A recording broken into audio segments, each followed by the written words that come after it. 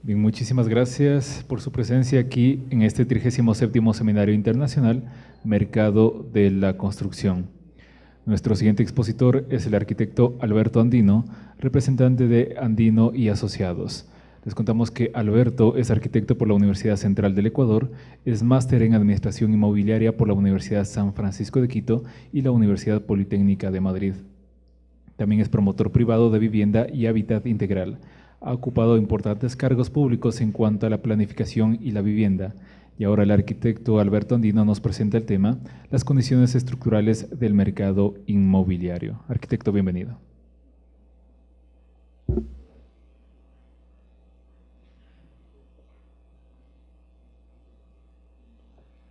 Buenos días, muchas gracias por la invitación. La idea de esta charla es parecida a esa diapositiva. El suelo es el espacio donde los ciudadanos, los seres humanos, asentamos un bien fundamental de la vida, que es la vivienda, es un bien básico, no podemos vivir sin vivienda. Y se soluciona de dos maneras, como vemos ahí, de la manera formal o de esta otra. La gente no vive en los parques, ¿no es cierto? Entonces, vamos a tratar en esta parte, al hablar del mercado y de la construcción, tanto en la charla de Pedro como Hermel, decíamos que el tema del suelo urbano es uno de los factores que más inciden en el mercado de la vivienda. De hecho, es uno de los componentes fundamentales y para la vivienda social mucho más. Entonces, en general vamos a referirnos a un tema que está de absoluta actualidad. El presidente en la sabatina de hace una semana o 15 días habló del tema de la plusvalía. Hace unos 3, 4 meses, ustedes recordarán que salió ya una propuesta de ley para justamente una propuesta de ley sobre de suelo urbano y de manejo del suelo, que hubo una gran discusión porque se creaban instrumentos de control de plusvalía y se creaba una superintendencia de control que estaba por sobre los alcaldes incluso. Entonces, vamos a tratar fundamentalmente lo que dice ahí en la charla, el mercado del suelo urbano.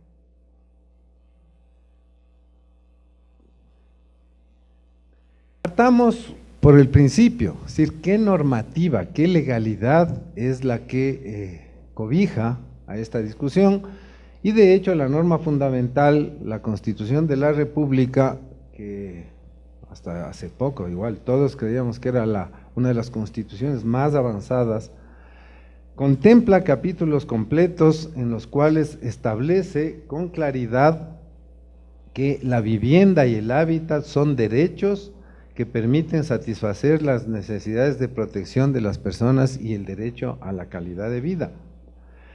Expresamente prohíbe la especulación del suelo urbano, garantiza la función social y ambiental de la propiedad.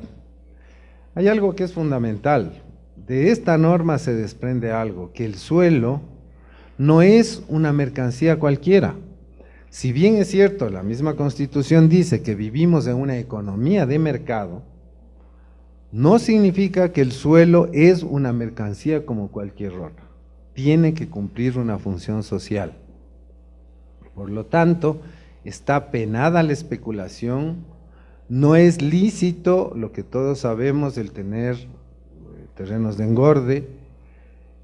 El garantizar la función social en el caso del suelo significa que el suelo tiene que ser destinado para que ahí se asienten los ciudadanos, no como una inversión monetaria cualquiera.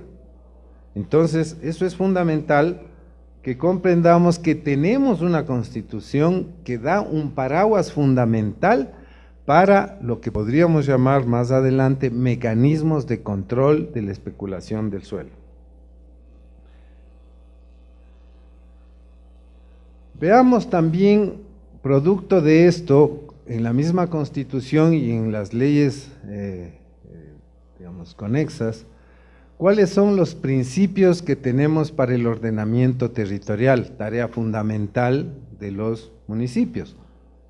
De hecho, como decíamos, la función social y ecológica de la propiedad es un principio de solidaridad en el desarrollo urbano, es decir, que aquí todos tenemos derecho a tener un asiento en las ciudades.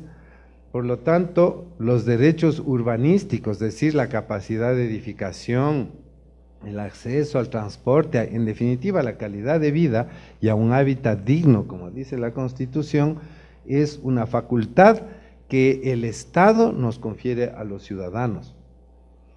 Al ser y tener una función social, hay que tener claro también que en relación al suelo prevalece el interés general sobre el interés particular, porque partimos de un principio que las ciudades deben ser, el derecho a la ciudad, que lo establece la Constitución también, es un derecho de todos. Por lo tanto, ¿quién le autoriza a los ciudadanos para intervenir en el suelo urbano, para establecer cuántos pisos puede edificar, si es que un determinado suelo es para equipamiento o para servicios o es para parques? Es el Estado, a través de los gobiernos seccionales. Y viene un aspecto fundamental que es la distribución equitativa de cargas y beneficios, un principio de igualdad ante las normas. Este es un concepto relativamente nuevo en nuestro país y viejo ya en algunos países como Colombia, Brasil, México, donde de lo que se trata es que desde un criterio de equidad distribuyamos, compartamos tanto las cargas, es decir, los problemas que puede generar el desarrollo urbano, como los beneficios, entre todos los que participamos en esta economía de mercado, incluido obviamente el Estado, incluido el propietario, incluidos los profesionales o quienes intervenimos en el suelo. Es un modelo de gestión en el cual todos los ciudadanos tenemos que participar de manera equitativa en las cargas, es decir, tenemos que financiar, pero también tenemos que ser beneficiarios de manera equitativa de los beneficios de la urbanización, de los beneficios de la vida moderna. Entonces, vamos un poco tratando de descubrir lo que pasa con el suelo, porque son temas que lo que hay es que romper paradigmas. Por ejemplo, es fundamental ver qué le da valor al suelo urbano, porque en el suelo rural sabemos lo que le da valor, ¿no es cierto? La calidad del suelo, si es que tiene riego, su capacidad productiva, etc. En el caso del suelo urbano, ¿qué es lo que le da valor? Pongámonos preguntas simples. ¿Cuánto vale una hectárea de terreno? No sé, aquí en Cuenca no conozco mucho, pero debe haber una zona de protección ecológica cercana o donde no se puede edificar en un parque.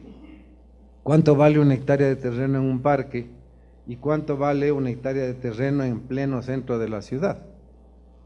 En el un caso casi no vale nada, ¿no es cierto? Si uno puede edificar nada, no vale prácticamente nada. Y puede valer millones de dólares si está ubicado en una zona de 10 pisos de alto, ¿sí?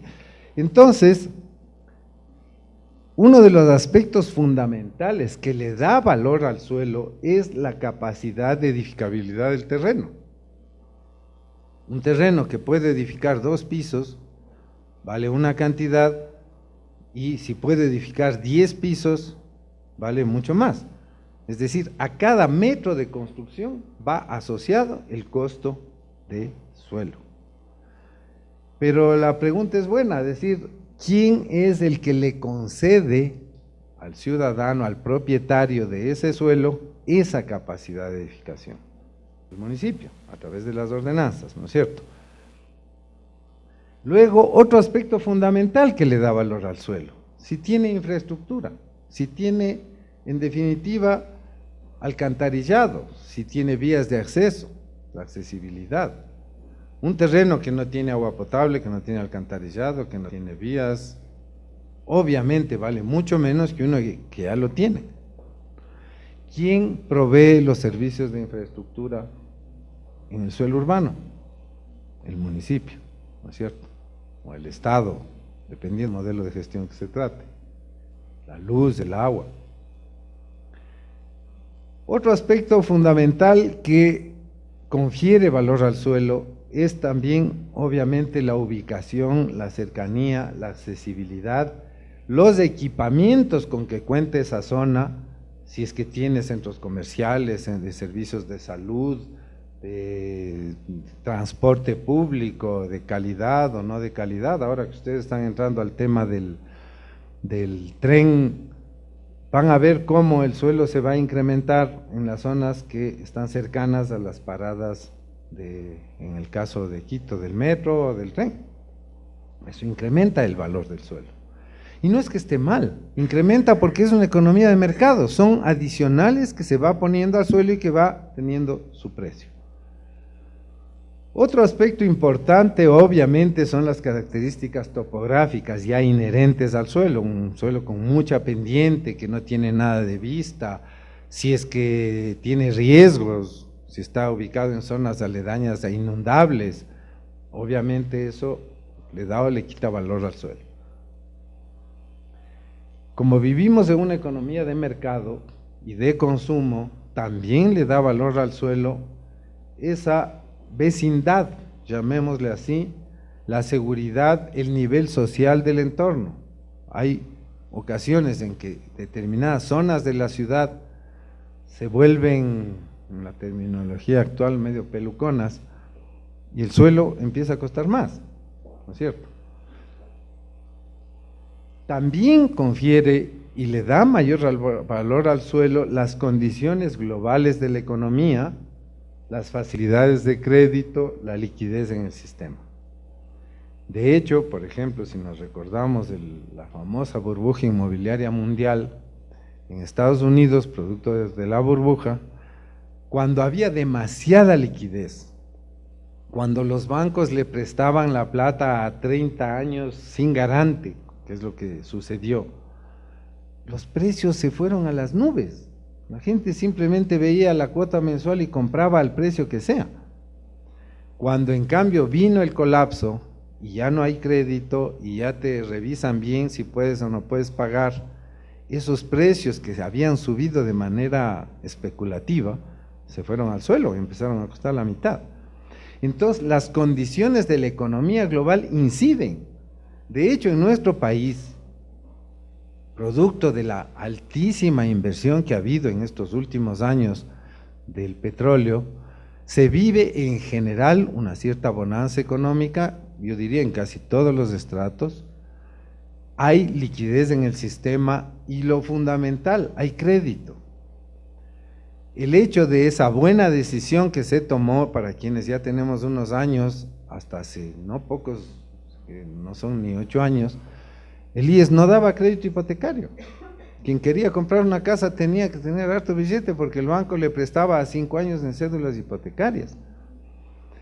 Hoy que hay mucho acceso a crédito, una pareja joven que tiene un ingreso, digamos, de 500 de sueldo cada uno, un ingreso familiar de 1000, hoy puede destinar el 40% de su ingreso para comprarse una vivienda y tiene un crédito de alrededor de 40 a 50 mil dólares de crédito, que le hace que tenga facilidad de acceder con un pequeño ahorro del 10-20%, ya el horizonte de adquirir una vivienda se ha achicado mucho. Y eso ha generado demanda y por lo mismo ha incidido en los costos del suelo. El caso de Quito es pavoroso, como ha subido. Cuenca tiene unos niveles de precio del suelo altísimos, que estoy seguro que si viviríamos en una época de crisis económica donde nadie tiene para comprar las cosas, bajarían esos costos, porque son costos especulativos. Entonces, tenemos claro que la gran mayoría de factores que hacen que el precio del suelo suba son producidos por el Estado, sea Estado nacional o sea la municipalidad.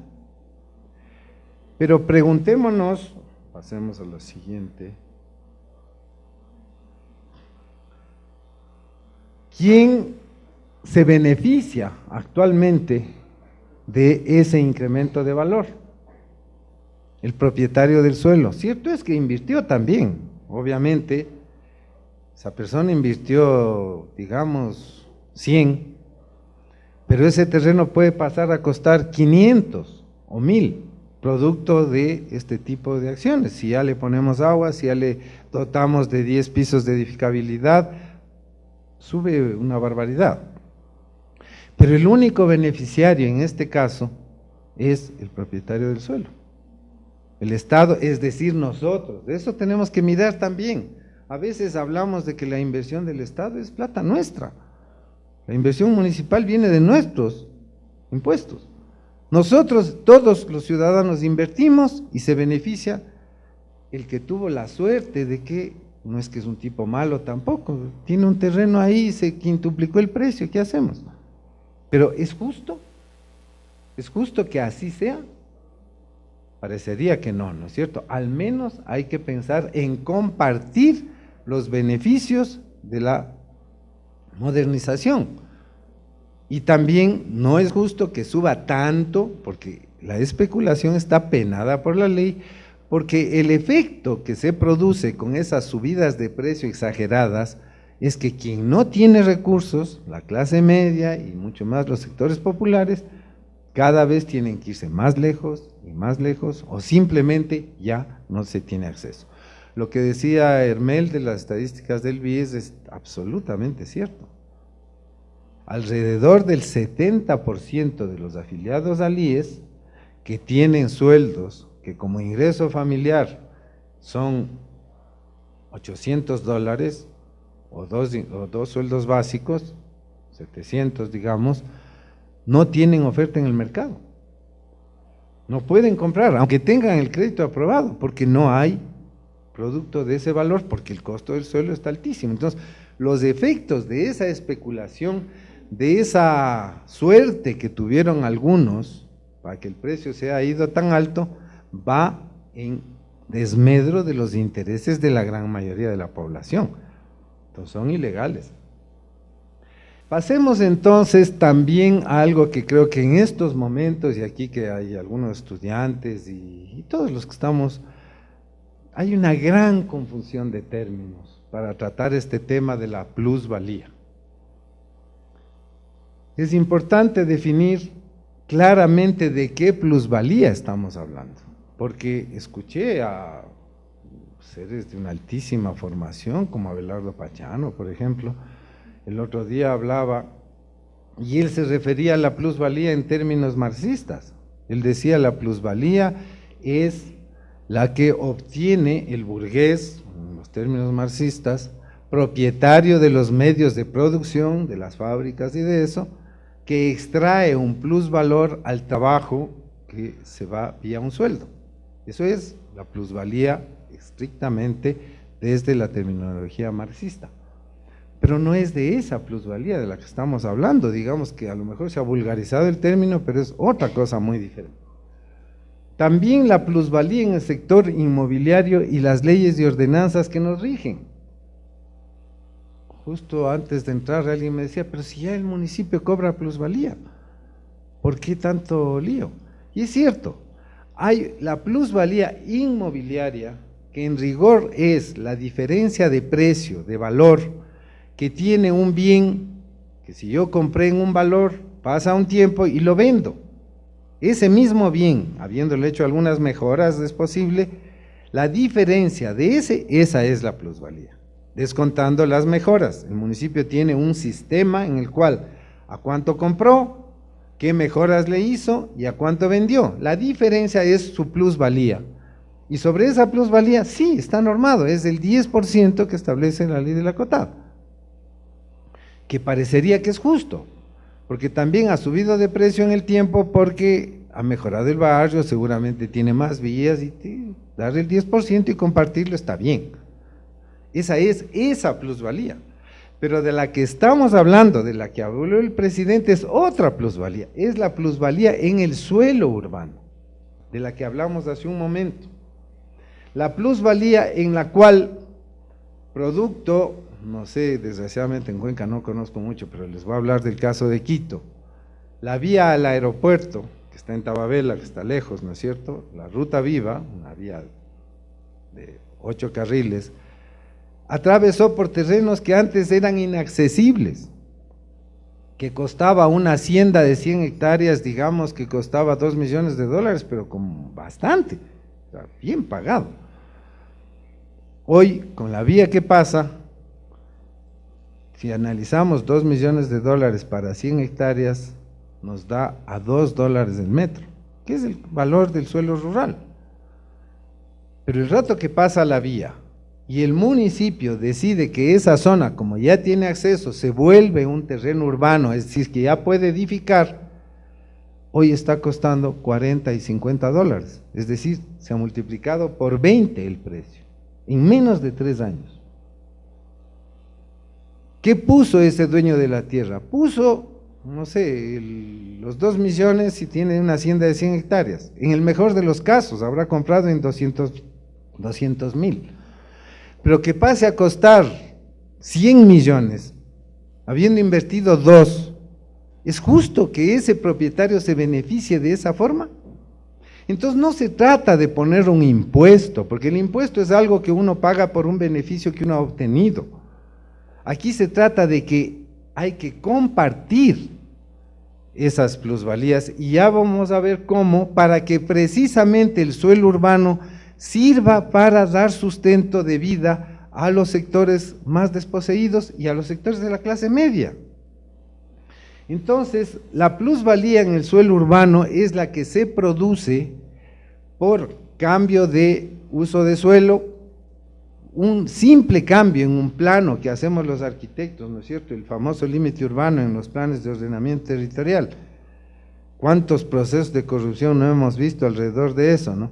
La línea urbana es hasta aquí, pero como mi terreno está ahí pegadito y si le movemos un poquito ya es urbano, es decir, ya puedo edificar, ya vale 5 veces más. Yo estaba asesorando en el BEDE hace 5 años, y por ejemplo había un maravilloso programa de servicio para, digamos, los poblados de menos de 50,000 habitantes, con el 70% de subsidio para dotar agua potable y alcantarillado a el suelo urbano de las poblaciones de menos de 50,000 habitantes. ¿Qué pasó? ¿Quién invirtió esas redes de agua potable, producto de nuestro dinero?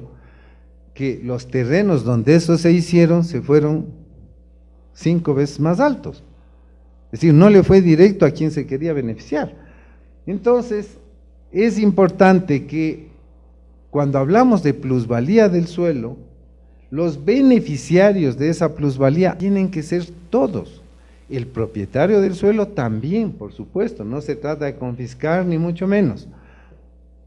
Que tenga una utilidad lícita. ¿Qué es lícito en nuestro sistema? Pasa a ser chulco, creo que cuando pasa el 15% o el 18%, me parece, ¿no es cierto?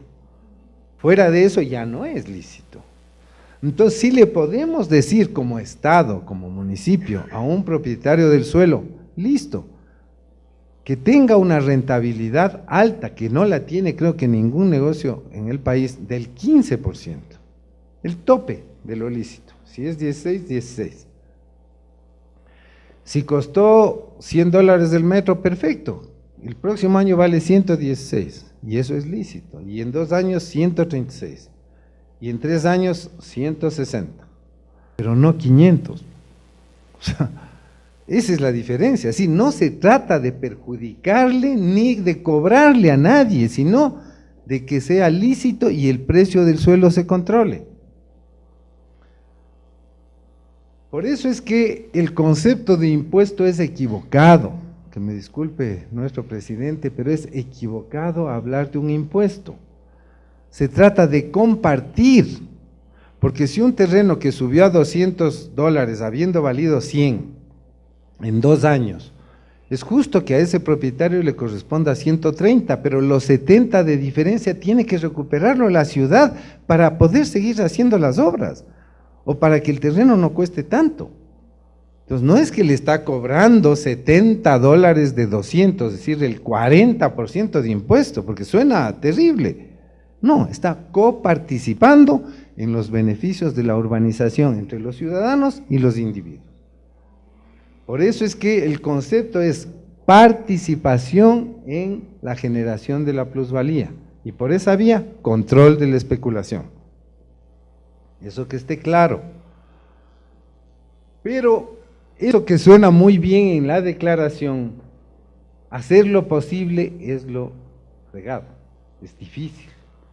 De hecho, nuestro país lleva 20 años de atraso con países como Colombia, 25 con el Brasil, que han desarrollado no leyes, no impuestos, han desarrollado mecanismos que incluso son de gestión público-privada para desarrollar el suelo y lograr controlar el precio del suelo, pero con mecanismos de mercado.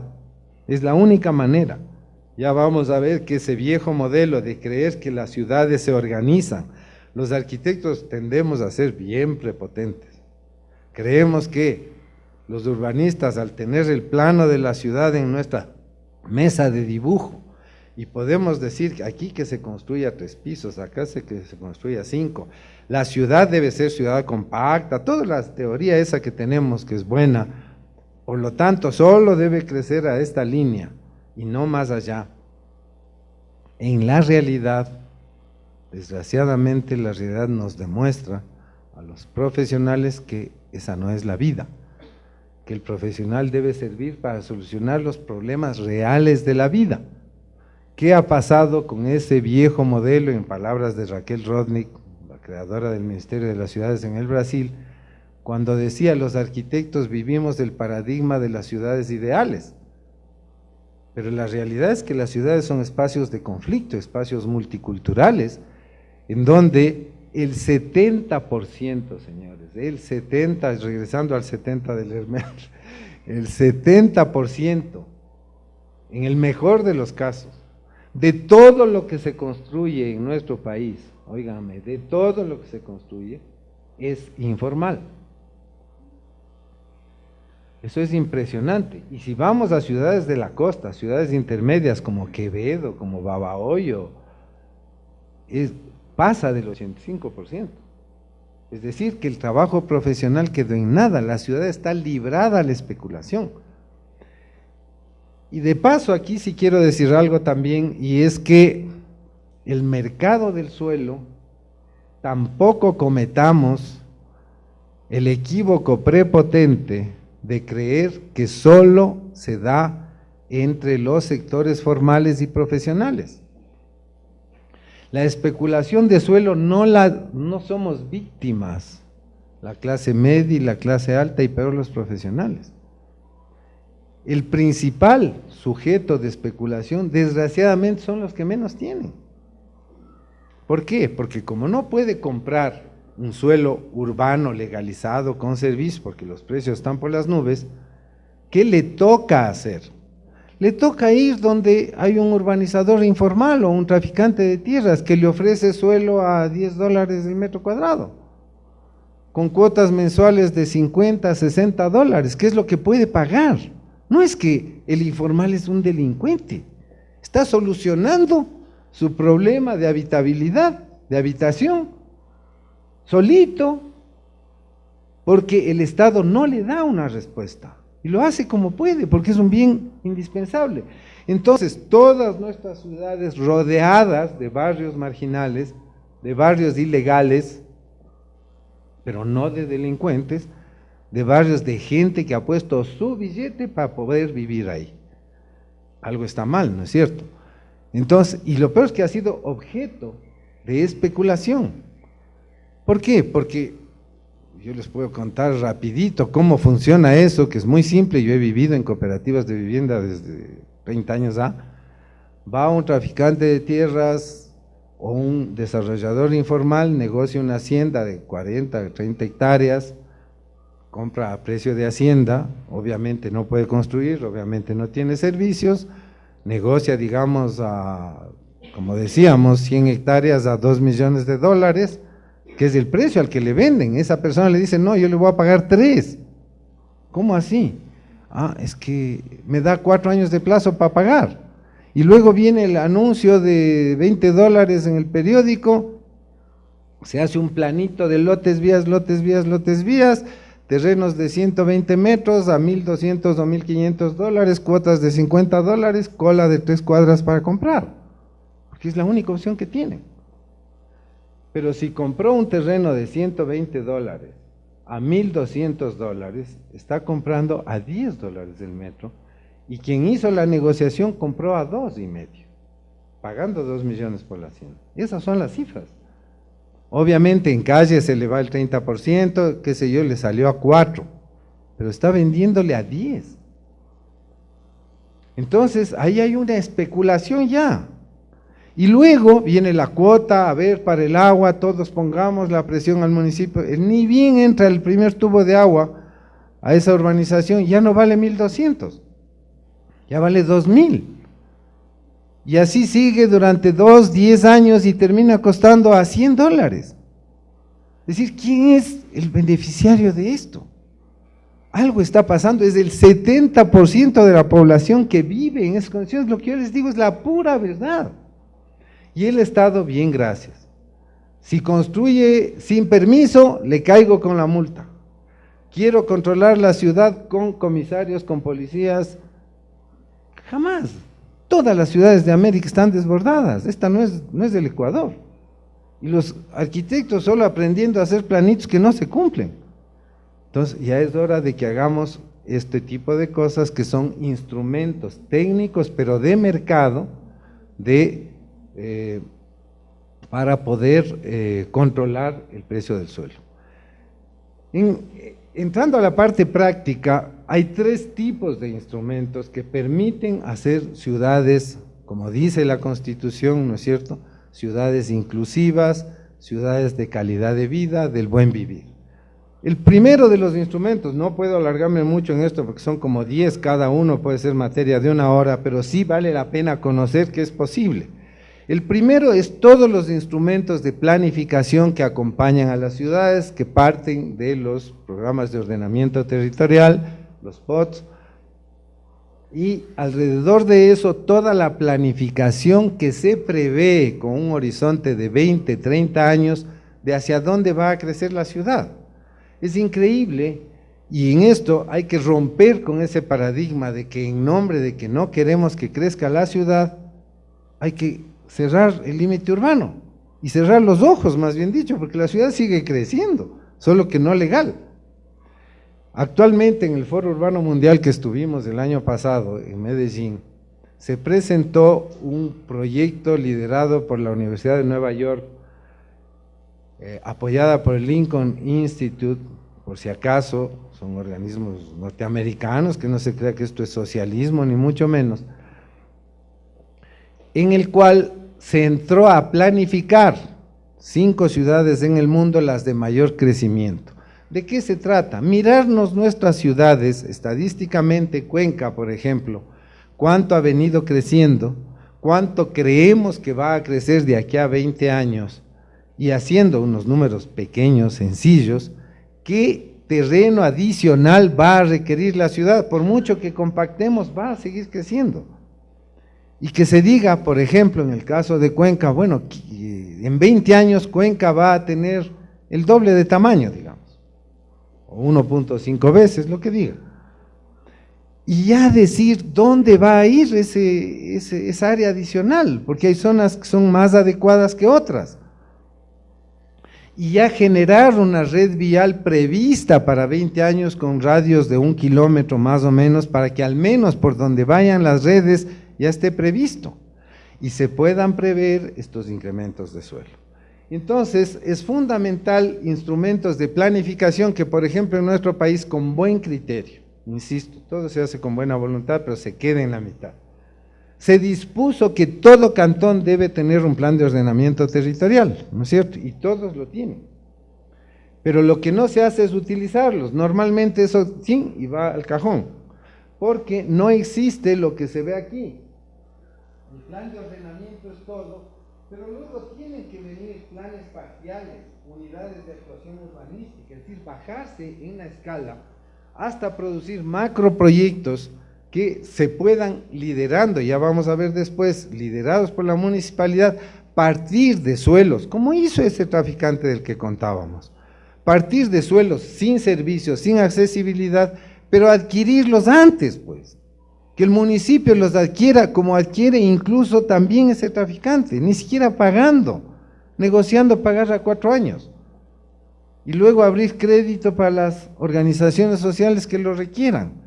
Pero si es que el municipio adquiere 100 hectáreas a $5, ya puede diseñar un macroproyecto donde incluso llegar al ideal, que más o menos es decir, que el 50% de esas 100 hectáreas se destinen a áreas verdes, a equipamientos, a servicios ciudadanos, porque si costó a 5 ya vale a 10, el municipio no es especulador.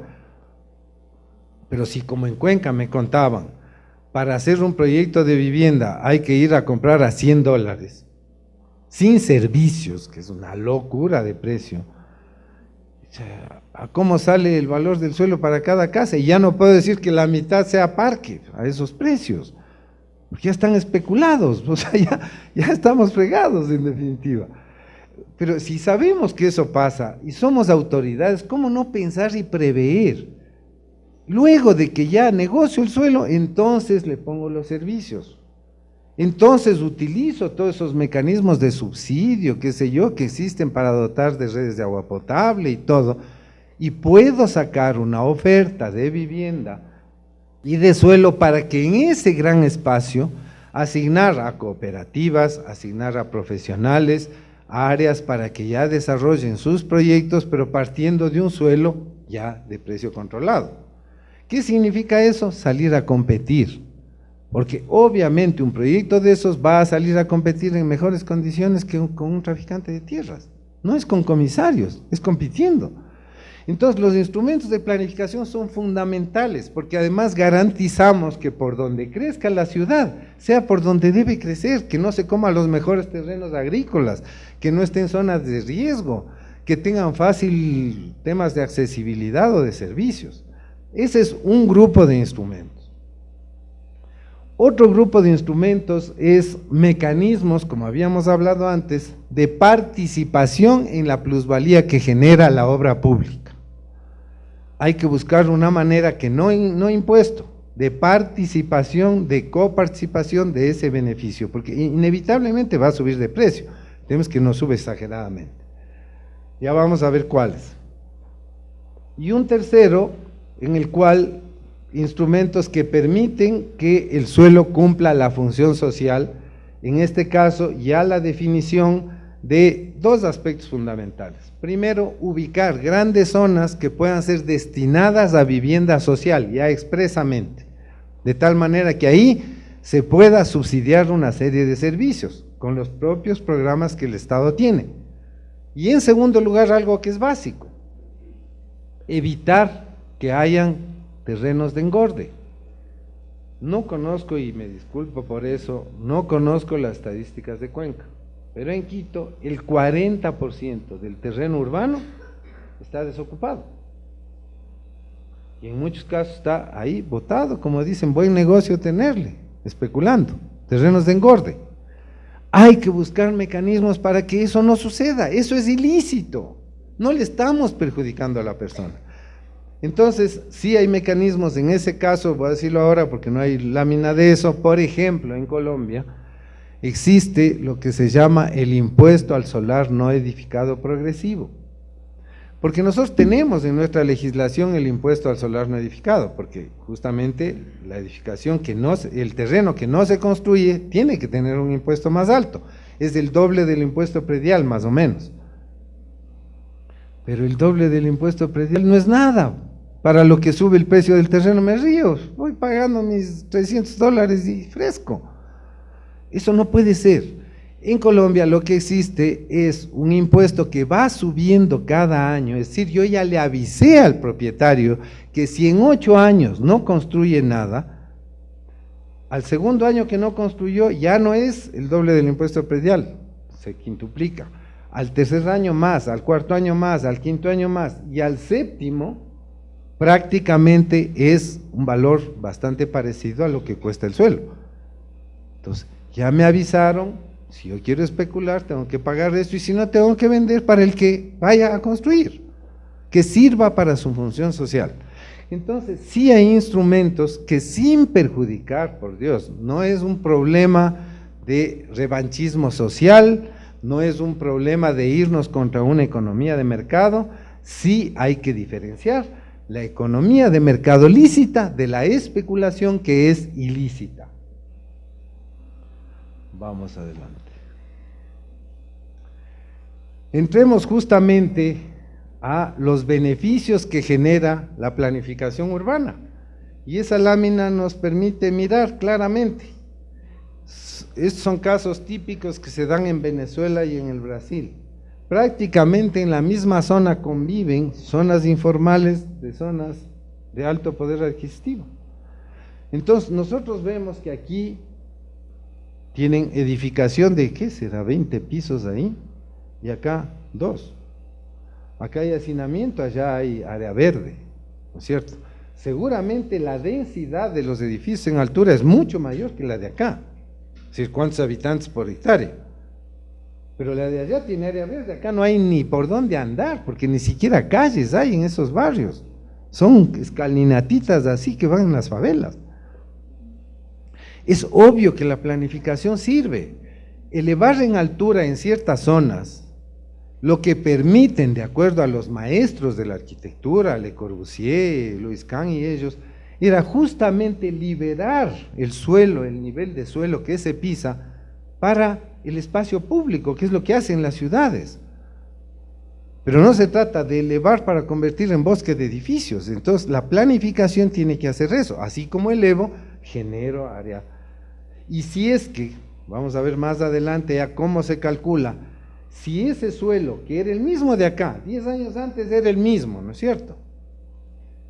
Si a este suelo de aquí, ¿cómo se prende esta cosa para alumbrar? ¿Verde?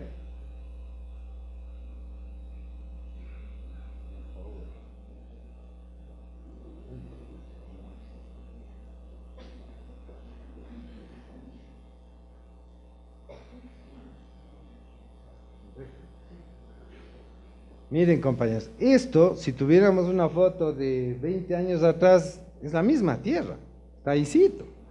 Pero en esta, a lo mejor, hay una ordenanza, obviamente, que como está junto al mar, como seguramente tiene buen clima y todo, permito construir 20 pisos. ¿Cuánto pasó a costar el suelo aquí? Se multiplicó, si multiplicamos por metro de construcción, 20 veces, ¿no es cierto?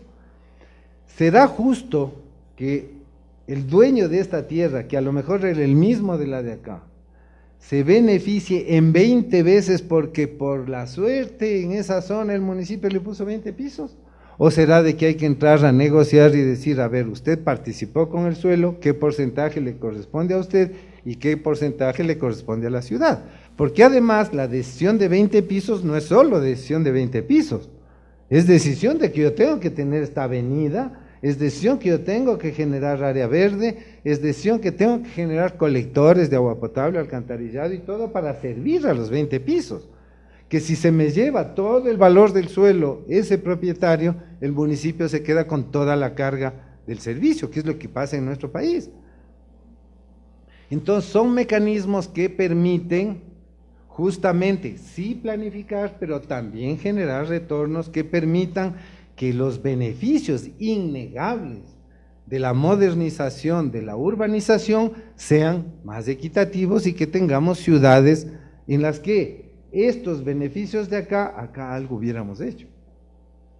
Pero si dejamos librado al mercado especulativo, pasa esto y esto.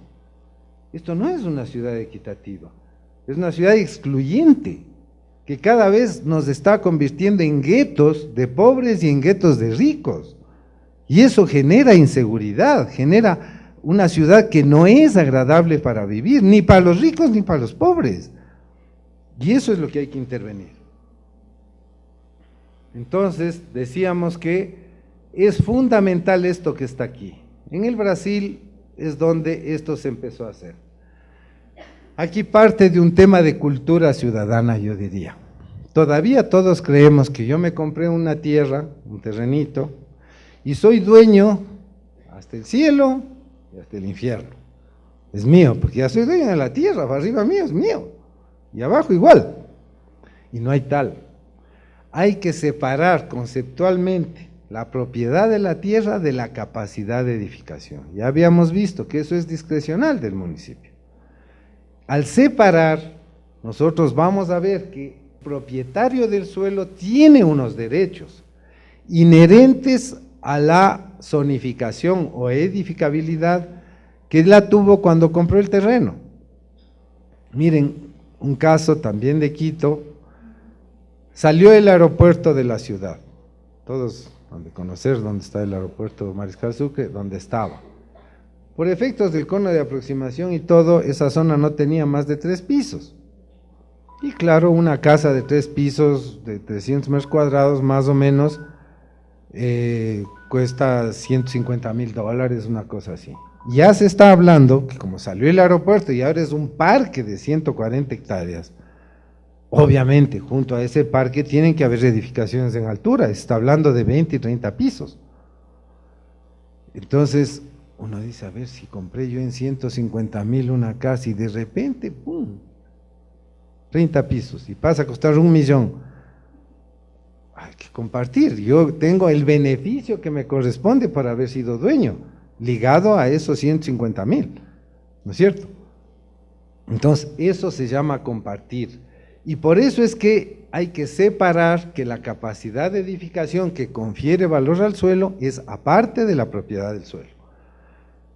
Igual la accesibilidad, servicios públicos, como habíamos dicho, son los que realmente revalorizan el suelo, dotación, espacios verdes y el famoso límite urbano. Son los beneficios de la planificación. A los planificadores nos olvidaron contar la parte de la economía urbana, y aquí estamos también con economistas, que la planificación tiene que ir acompañada de modelos de gestión de suelo. ¿Para qué? Para que podamos elevar en altura, pero al mismo tiempo vaciar, pues. ¿Qué le pasaría al propietario de este terreno que, como la planificación de un arquitecto súper dice, no, ahí va a ser parque? Los 3 pisos que tenía derecho ya no los tiene, perdió porque es parque. Y al de al lado le da 20. Eso es inequitativo. Entonces, hay mecanismos, ya vamos a ver, ya llega la lámina, me emociono ya. Entonces, instrumentos de financiamiento. A eso nos referíamos con instrumentos que contribuyen a la valorización del suelo, producto de obras de inversión de la ciudad. Impuesto predial unificado. En definitiva, hay muchas ciudades que tienen impuestos por todo, cuando se debe más bien tener una política sana en la que esto sirva para cubrir las necesidades fundamentales de una ciudad. Y separemos, por ejemplo, si en una zona va a elevarse en altura, lo que se capta de plusvalía en esa zona debe reinvertirse ahí mismo, no generar un fondo que después nadie sabe dónde va la plata. Y la participación en plusvalías, que es de lo que hemos estado hablando, coparticipar en el producto de este suelo. Y también el tema de la distribución de cargas y beneficios. Este es un poquito especial porque digamos que una carretera que le valoriza un suelo rural, su influencia es mayor a los terrenos que están a la vía y va disminuyendo hasta un cierto radio de acción que tiene esa obra pública. Si creamos, por ejemplo, un centro comercial, igual, la incidencia de valorización va disminuyendo. Eso se calcula y se distribuye de manera equitativa, así como tiene que pagar muchas veces las obras de urbanización, también distribuir los beneficios. Aquí hablábamos de esto de las alturas, que no les quería hablar. Aquí es cuando yo compré el terreno, con 2 pisos de edificabilidad en este caso.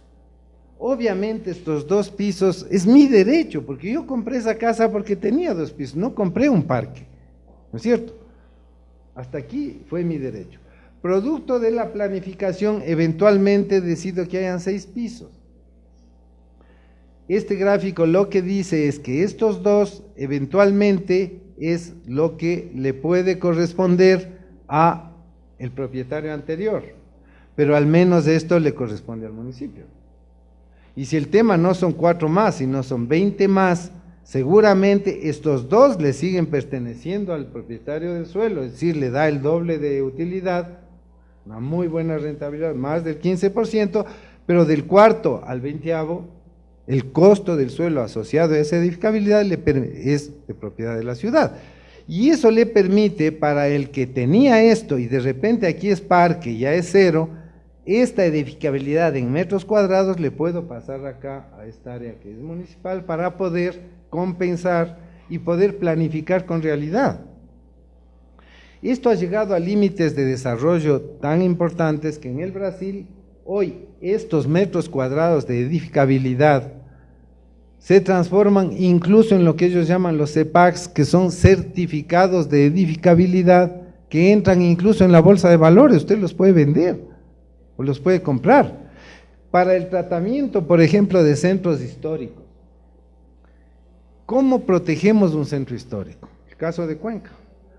En Quito durante mucho tiempo, y hasta ahora todavía, quien tenía una casa inventariada era una desgracia. Ya me inventariaron, ya me fregué, porque yo no puedo hacer nada, ¿no es cierto? Es justo que esa persona, por tener un bien histórico, sea perjudicada cuando el beneficio no es para él, es para la ciudad.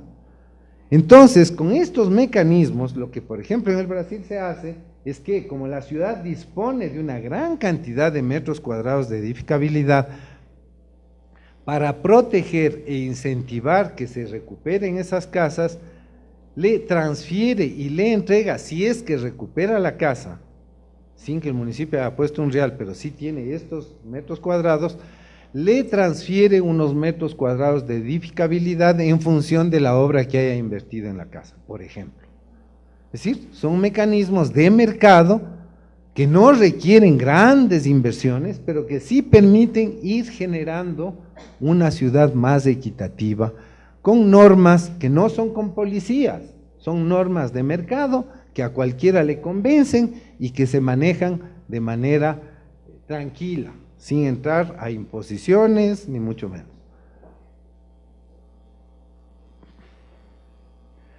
Y para terminar, regresemos al tema del Estado y el mercado formal e informal del suelo y la vivienda. Esto es una gráfica de cualquiera de nuestros barrios. Miren la densidad, esta es la calle, o sea, es tenaz. Habíamos hablado ya del 70% que viven en estas condiciones. ¿Será que esto debe seguir así? ¿Será que ya es una fatalidad o será que podemos hacer algo? Entonces, de lo que se trata es que partiendo de esto, que el modelo de ciudad organizada, equitativa, manejada solo con instrumentos de planificación y ordenanzas, unidas a controles punitivos, a controles represivos, está superado en América. Eso está dicho hace 20 años por Raquel Roden en el Brasil. Vayan a ver esas favelas como son. O esta es una foto de Medellín, es impresionante. Eso ya no es el camino. El camino es este: salir a competir con los informales generando mejores proyectos de los que hace ese traficante, porque tiene mucho más recursos del municipio, ni siquiera económicos, sino recursos de planificación, recursos de generar valor y todo eso. Uno de esos casos es lo que vamos a ver aquí. Como les decía, esto es tema de toda una charla, pero es los macroproyectos urbanos de urbanismo integral y sustentable, en donde por ejemplo, es un caso concreto que ya existe. De hecho, le estamos haciendo nosotros en Quito, son 52 hectáreas de un terreno que estaba botado en el Valle de los Chillos, listo para que le invadan, o la típica, ¿no? El IES tiene terrenos por todo lado. Pues sacaron a concurso, nosotros ganamos el concurso, y de estas 54 hectáreas, sin que se perjudiquen los afiliados, se ha destinado el 50% de esta área para, la vía tiene 22 metros, tenemos parque lineal que rodea, estas son 4 hectáreas de equipamiento, no para los propietarios de las casas aquí, para toda la parroquia. Aquí hay escuela, aquí hay biblioteca, PAI, restaurantes, hay centro de salud, acá hay una escuela de Milenio, es un coliseo cerrado con canchas, acá hay un mercado para que todos reciclen la basura. Es decir, el 50% está destinado a espacio público y equipamientos. Y sin embargo, este proyecto tiene casas que están dentro del bono, cuestan 25,000, 30,000. Obviamente son casas diseñadas para crecer a 3 pisos, parte con 42 metros, pero ya tiene planos aprobados para que la diferencia entre el que no tiene dinero y el que tiene más sea el tiempo. Que después de 10 años, ¿cómo son nuestros barrios populares? Empezaron con casitas a veces de cartones o una mediagua. Vaya a los 15 años a ver, 3 y 4 pisos, nadie les ha regalado un centavo. Entonces, esa inversión, ese proceso, lo que hay es que planificarlo. Entonces, aquí hay casas de $100,000 también, porque esa es la gran ventaja que tiene el diseñar espacios públicos de alta calidad. El espacio público de alta calidad permite la mistura social. Al Parque de la Madre aquí en Cuenca, no van solo pelucones, van todo, ¿no es cierto? Porque es un espacio digno para pasear cualquiera. El malecón de Guayaquil, es una obra en la que uno se encuentra con lo más alto y lo más bajo, tranquilos, están ahí. Entonces, generar espacio público permite que en los proyectos de vivienda también rompamos con ese paradigma que la vivienda social tiene que ser vivienda de última calidad, guetos de pobres, y que las ciudades también no se conviertan en el otro extremo, que los barrios que son para la gente de más dinero sean barrios cerrados, cada vez más apuntalados, rodeados de cercas eléctricas, donde son cárceles en rigor, donde nos metemos y echamos llave y nos metemos dentro de la cárcel, ya no hay espacio público, las calles están abandonadas y por supuesto mucho más peligrosas. El rato que creamos espacio público de convivencia, que las calles tienen comercios a la calle, hacemos ciudades para vivir, ciudades de calidad. Por eso es que, por supuesto, es un proyecto nuestro en el sur de Quito, gente muy pobre, pero que este jardín que tiene 2 kilómetros de largo, que rodeaba el terreno, es una cooperativa de 800 familias, la trabajamos, como ya ven aquí, la trabajamos en Mingas durante 3 años. No hay plata que pague esto. Aquí hay ahora sitios para parrilladas, hay ojos de agua con peces, están cobrando ya los moradores para entrar allá. Calidad de vida. Es decir, la calidad de vida no es solo un modelo inmobiliario, no es solo compraventa, es que las leyes permitan que las organizaciones sociales se organicen junto con técnicos, que el técnico cobre honorarios, que no venda, diseñe estas cosas, trabaje hombro a hombro y produzcamos realmente lo que debería ser una vivienda digna y ciudades realmente para la vida. Gracias.